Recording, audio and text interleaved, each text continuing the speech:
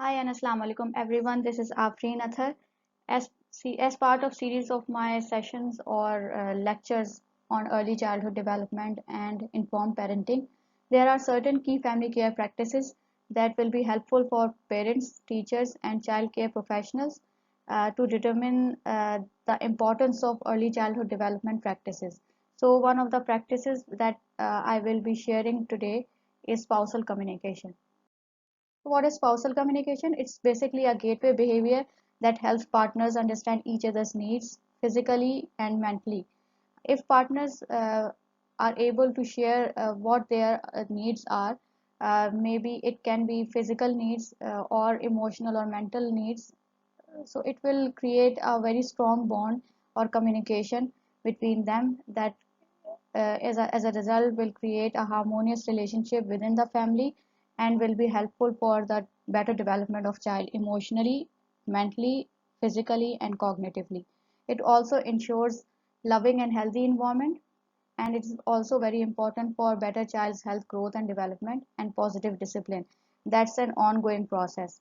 If there is a strong spousal communication, it will create an impact that is long lasting, and a child will also learn the process of spousal communication and the process of good communication in that way. Husband and wife should talk to each other frequently, that I am discussing in my session. It involves child's health, growth and development and positive discipline. What is the process of spousal communication? Communication is basically a two-way process between sender and receiver, and if sender and receiver are in sync with each other, it will create a positive process of communication. So the process of communication includes key to healthy relationship. It also strengthens husband and wife bond, and it is also very effective for nurturing environment and for family planning. Communication defines roles and responsibilities that involves equal participation on the part of both partners. Birth preparedness, antenatal and postnatal care, child rearing, and birth spacing. If partners are able to share openly about their concerns and their needs, there will be less communication barrier, and they will be able to process their problems and also deal with them in an effective way.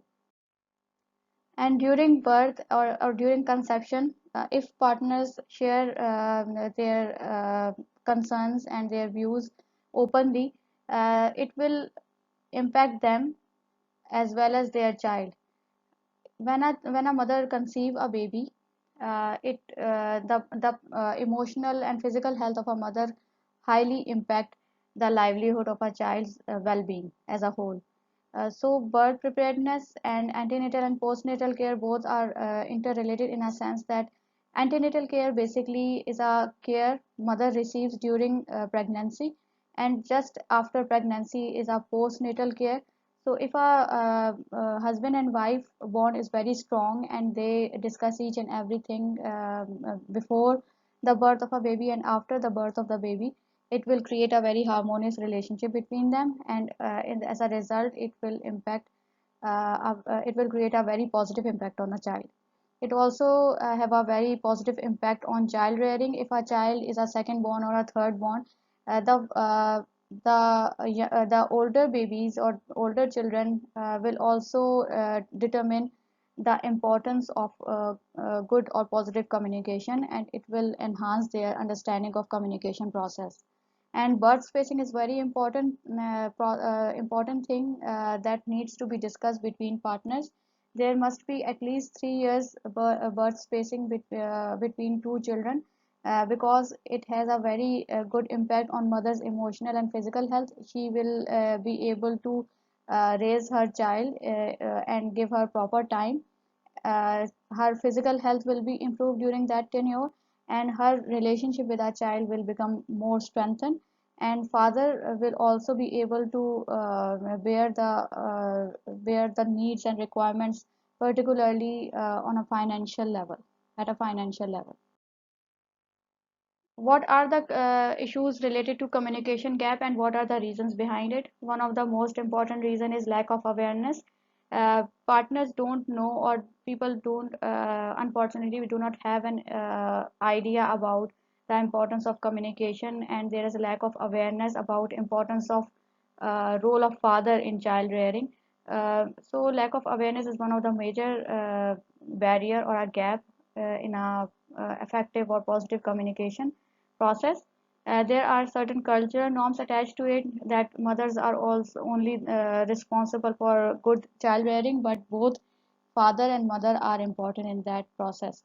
There is also shyness and taboos related to child rearing process. For example, if husband is caring and is have a very positive communication with his wife, it will create taboo on the part of father, that father is not manly and etc. So there are certain taboos attached to it also. Or most important thing is husband don't have a time. Father mostly are busy in their office life and in their jobs, and they are not able to spend time with his wife during pregnancy as well as after pregnancy. So he is aligned from developmental milestone phase of a child. So husband must take time for a child and his wife during that process to make the communication strong. What are the benefits of effective communication? There is a chance for there is a increased probability of better family planning, better care of each other's needs, which I have discussed before. There's through effective communication, both partners will be able to determine the spacing and its importance. There is a better care of health, development, and education of their children, and there is a provision of better opportunities for child, be it at educational level, his nutritional level, needs, and emotional needs. Previously, I have discussed about barriers of communication. So, what are the outcome if communication between partners is not good, or there is not an there is an ineffective communication? It As a result of it, lots of conflict arise between the partners, and during extended family system, there are lots of conflict because partners are not able to discuss their concerns, and as a result, external persons create conflict between them even further. It threatens the existence of relationship, and couples who lack communication lack understanding and bonding that not only affect them but also the child. As a part of communication process, there's ABC of counseling. A is for ask, brainstorm, and coach.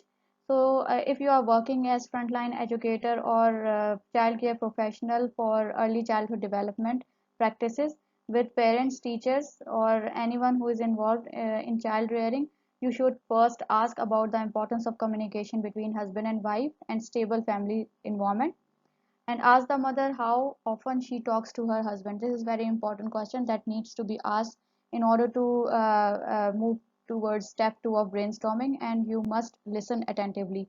Listening is the key for effective communication. If you are a frontline educator or a trainer or working for early childhood development practices, you must listen to the concerns of people whom you are talking. And next step is brainstorming. Appreciate if the husband is supportive in childcare and they talk to each other. If not, then you should discuss and try to know the reasons behind it. And third one is coach. You should understand the dynamics of early childhood and parenting practices, and then talk to the couple if both are available. If not, then explain the mother about the importance of talking to her husband or family about her and child's needs and for better development. If parents are given an idea or given an awareness about the importance of early childhood development on the child rearing practices, or in developing the holistic development or growth of our child, then they will surely try the developmental steps or effective communication skills for their own child.